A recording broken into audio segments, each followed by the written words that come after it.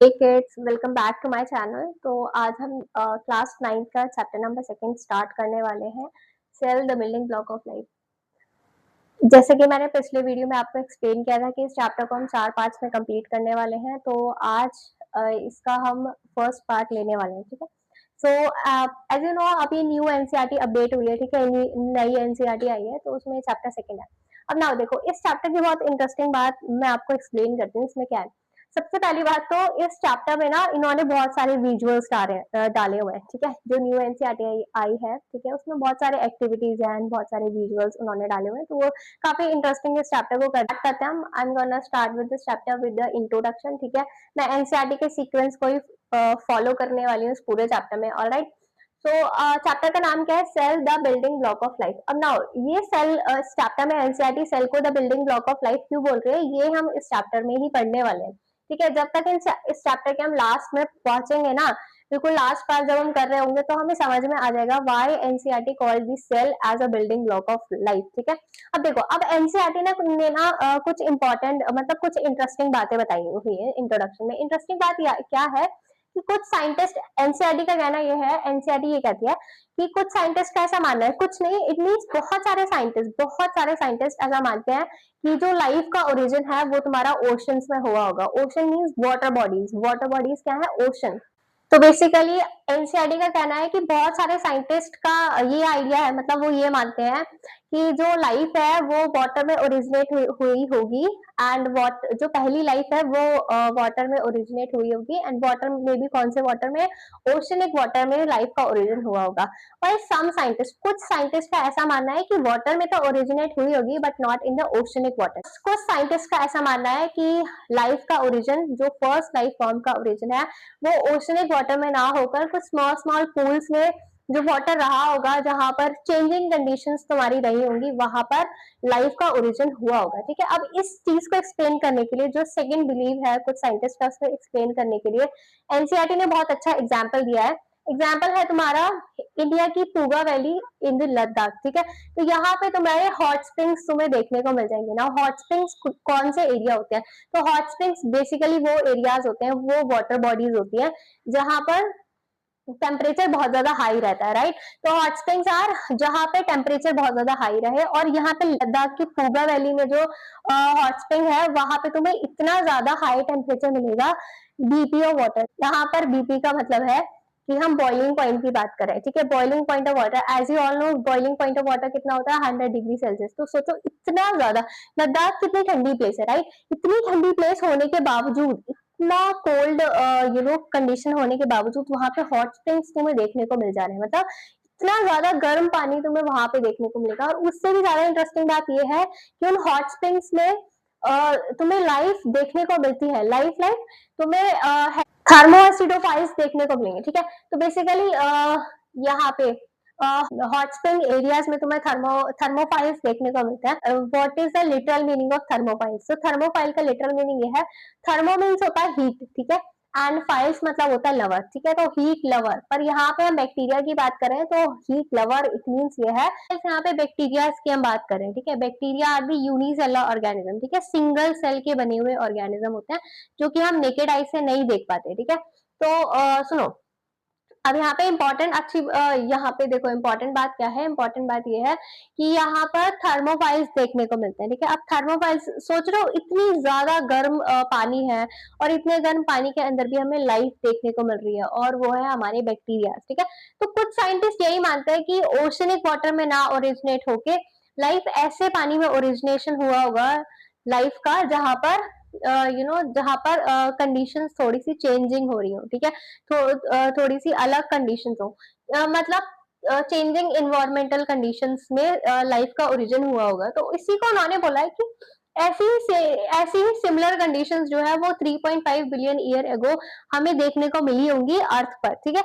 हमें नहीं देखने को मिली होंगी। बेसिकली ये सब थ्योरीज हैं कि एक्सपेरिमेंट्स हुए, एंड एक्सपेरिमेंट्स के बाद में वो थ्योरीज निकाली गई कि ऐसा हुआ होगा, क्योंकि उस टाइम पे कोई तो था नहीं ना, ठीक है। तो सिंगल सेल का ओरिजिन, मतलब उन्होंने, we don't know the exact time, ठीक है, हमें एग्जैक्ट टाइम नहीं पता है कि किस टाइम पे क्या हुआ होगा, पर ये एक थ्योरी है कि ऑफ कोर्स इतना टाइम पहले लाइफ का ओरिजिन हुआ होगा और कैसे हुआ होगा, वो यहाँ पे उन्होंने थोड़ा सा तुम्हें एक्सप्लेन किया है, ठीक है, लिटिल बिट एक्सप्लेन किया है कि 3.5 बिलियन ईयर एगो कुछ इसी तरीके के इन्वायरमेंटल कंडीशंस में लाइफ का ओरिजिन हुआ होगा, ठीक है।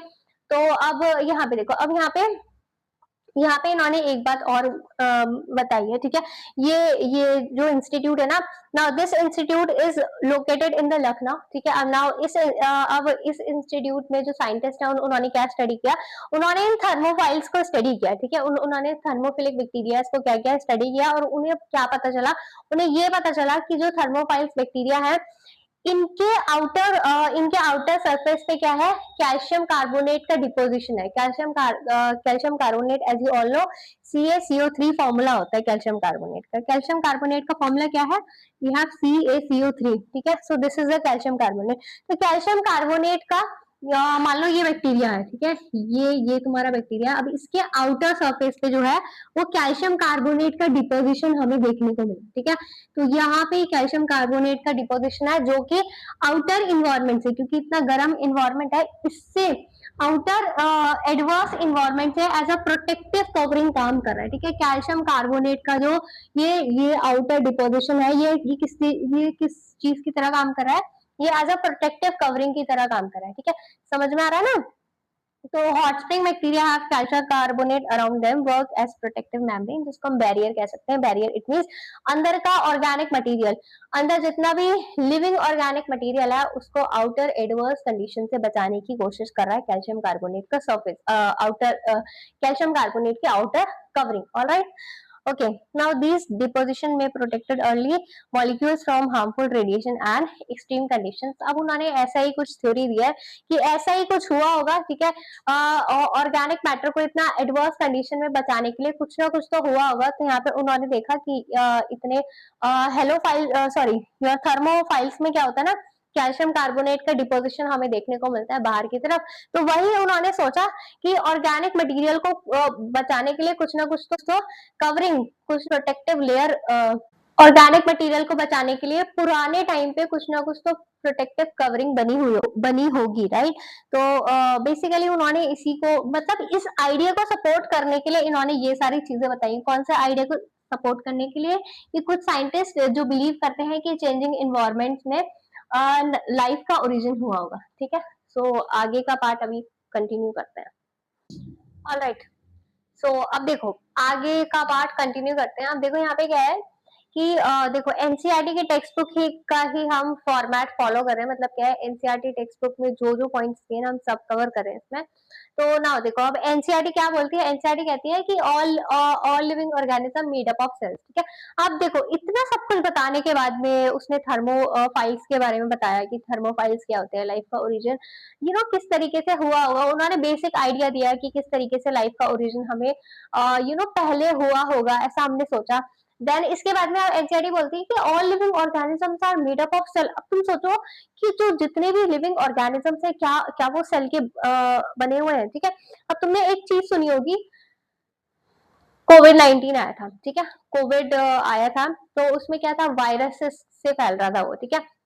दोज वर दी वायरसेस, पर वायरस तो नॉन लिविंग होता है, ठीक है। अब तुम खुद सोचो, उन्होंने बोला कि सारे लिविंग ऑर्गेनिज्म सेल से मिलके बने हैं, ठीक है, पर उसके कुछ एक्सेप्शंस भी है। एक्स की बात करते हैं, तो वायरस जो है वो लिविंग है कि नॉन लिविंग है। अब तुम सोचो सोचो सोचो सोचो सोचो, वायरस क्या है, वायरस इज अ लिविंग और नॉन लिविंग ऑर्गेनिज्म, और वो सेल है कि नहीं है, इस बारे में भी सोचना और फिर कमेंट सेक्शन में कमेंट करना, ठीक है। तो all living organisms are made up of cells. अब देखो अब उन्होंने सेल्स के बारे में क्या कहा है, सेल्स के बारे में एनसीईआरटी बोल रही है कि बेसिक लेवल एट विच लाइफ एग्जिस्ट, ठीक है। तो सेल एक ऐसा बेसिक लेवल है जहां पे लाइफ एग्जिस्ट करती है। इसका मतलब क्या है, इसका मतलब ये निकल के आ रहा है कि यार यूनिसेलुलर ऑर्गेनिज्म भी मतलब they are capable of their existence, मतलब खुद ही एग्जिस्ट कर सकते हैं, उन्हें किसी और चीज की जरूरत ही नहीं है। इट मीन्स एक सिंगल सेल भी एग्जिस्ट कर सकता है एज इट्स ओन, वो अपने सारे इंपॉर्टेंट लाइफ फंक्शंस को परफॉर्म कर सकता है, ठीक है। सोच रहे हो, मतलब कितना इंटरेस्टिंग पॉइंट है ये कि बेसिक लेवल एट विच लाइफ एग्जिस्ट, ये किसकी बात कर रहा है, सेल की। तो सेल्स वो बेसिक यूनिट है, वो बेसिक लेवल है जहां से लाइफ एग्जिस्ट करती है। मतलब जो भी सेल से छोटा होगा उसको हम नॉन लिविंग कैटेगरी में कंसिडर करेंगे, ठीक है। जो भी सेल से छोटा है उसको हम नॉन लिविंग कैटेगरी में कंसिडर करेंगे, ठीक है, वो सब नॉन लिविंग में आ जाएगा। समझ रहे हो कितनी मतलब कितना इंटरेस्टिंग पॉइंट एनसीईआरटी ने बोला। अब देखो, अब थोड़ी सी हम हायरार्की के बारे में बात करते हैं। सबसे पहले हमारे होते हैं सेल्स, ठीक है। अब यहाँ पे सेल्स में भी ना देखो, सेल्स के बेसिस पे हम ऑर्गेनिज्म को दो पार्ट्स में डिवाइड करते हैं। कौन कौन से organism? We have unicellular organism and we have multicellular organism. Now what do we mean by unicellular organism? तो यूनिसेलर का मतलब है कि सिंगल सेल, मैंने बोला ना कि सिंगल सेल एग्जिस्ट कर सकता है। वाओ, कितना इंटरेस्टिंग पॉइंट हो गया ये, ठीक है। सिंगल सेल एग्जिस्ट कर सकता है, ये एक सिंगल सेल है और मतलब खुद अपने आप में कैपेबल है अपनी एग्जिस्टेंस के लिए। अमीबा नाम सुना होगा तुमने, सिंगल सेल होता है कि एग्जिस्ट कर सकता है, मतलब कितना बढ़िया इंटरेस्टिंग पॉइंट है भाई, है ना। तो उन्होंने बैक्टीरिया के बारे में सुना होगा, ठीक है। Bacteria are the unicellular organisms. We have yeast, yeast भी तुम्हारे यूनिसेलर है। एंड फिर सेल्स के बेसिस पर कुछ ऐसे सेल्स भी, कुछ ऐसे ऑर्गेनिज्म होते हैं जो कि मल्टी सेलर होते हैं। मल्टी सेलर मीन्स उनके पास में डिफरेंट टाइप्स ऑफ सेल्स होते हैं, अलग अलग तरीके के सेल्स हैं, ठीक है। तो उनको हम रखते हैं मल्टी सेलर की कैटेगरी में। लाइक बर्ड्स हो गया, फिशेज हो गया, ह्यूमन बींग्स हो गया। अपने बारे में तो हम पढ़ने वाले हैं आने वाले चैप्टर्स में, ठीक है, कि हमारे पास में कितने टाइप्स के सेल्स होते हैं। देखो हायरार्की के बारे में पढ़ते हैं। सेल्स है, देन सेल्स के बाद में बनता है टिश्यू। मल्टीपल सेल्स, जब ग्रुप ऑफ सेल्स आ जाते हैं जो कि सिमिलर फंक्शन परफॉर्म कर रहे होते हैं, उसको हम टिश्यू बोलते हैं, ठीक है। तो टिश्यू की डेफिनेशन यहाँ पे दी हुई है, group of similar sales performing similar function, ठीक है। अब जब मल्टीपल टिश्यूज आते हैं साथ में तो वो क्या बनाते हैं, वो कुछ ऑर्गन्स की फॉर्मेशन करते हैं, राइट। एंड फिर ऑर्गन्स टुगेदर, ऑर्गन जब मल्टीपल ऑर्गन साथ में आते हैं तो वो ऑर्गन सिस्टम की फॉर्मेशन करते हैं। एनसीईआरटी ने सिर्फ तुम्हारा ऑर्गन सिस्टम का एग्जांपल दिया, तो मैं उसको एक्सप्लेन कर दे रही। ऑर्गन सिस्टम में इसने एनसीईआरटी ने एग्जांपल दिया रेस्पिरेटरी सिस्टम का। Now respiratory system, as you all know, respiratory system किस किस चीज से मिलकर बना होता है? रेस्पिरेटरी सिस्टम क्या है कि जो हम सांस ले रहे हैं, सांस बॉडी के अंदर जा रही है, तो वही बनाता है अपना रेस्पिरेटरी सिस्टम, ठीक है। तो nasal port, these are the nasal port, ठीक है। Then we have nasal, nasal passage भी है, and then we have nasal cavity, and then trachea, यहाँ पे ट्रेकिया आ जाएगा, एंड देन लंग्स आ जाएंगे, ठीक है। लंग्स के अंदर तुम्हारे एल्विलाइज होते हैं जहां से गैसेस एक्सचेंज हमें देखने को मिलता है। उतना डिटेल में तो हमने पढ़ना नहीं है, बस ये ध्यान रखो कि ऑर्गन सिस्टम में उसने एग्जाम्पल दिया रेस्पिरेटरी सिस्टम का। एंड रेस्पिरेटरी सिस्टम तुम्हारा इन सब चीजों से, इन ऑर्गन से मिलकर बना होता है, ठीक है। And these are the organs and they together work as an together works and forms an organ system. कौन सा वाला? Respiratory system. अब ये जब ऑर्गन सिस्टम टुगेदर काम करते हैं तो एक ऑर्गेनिज्म की फॉर्मेशन होती है, ऑर्गेनिज्म लाइक अस, ठीक है। हमारे अंदर कितने सिस्टम्स हैं? बहुत सारे ऑर्गन सिस्टम अपने पास में है। देन फिर ये तो एनसीईआरटी में नहीं दिया है, ठीक है, फिर भी पढ़ लो, ठीक है। जब मल्टीपल ऑर्गेनिज्म साथ में आ जाते हैं and they can basically they can, multiple organism जब साथ में आते हैं, a group of organism which can actually interbreed and produce a fertile offspring, तो उसको हम बनाते हैं, उसको हम रखते हैं पॉपुलेशन में। अंदर पॉपुलेशन जो है वो कम्युनिटी की फॉर्मेशन करती है, देन कम्युनिटी से बायोम बनता है, ठीक है। तो ये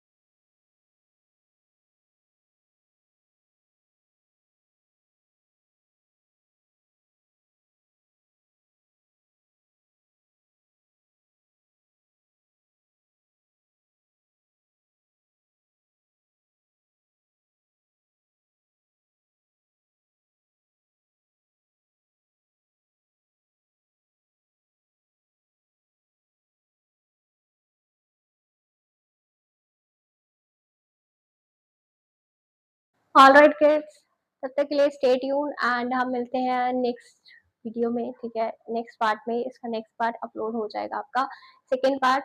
तो stay tune with this channel and पढ़ते रहिए एंड खुश रहिए। लाइफ में खुश रहना बहुत ज़्यादा इंपॉर्टेंट होता है। Alright, bye bye, take care.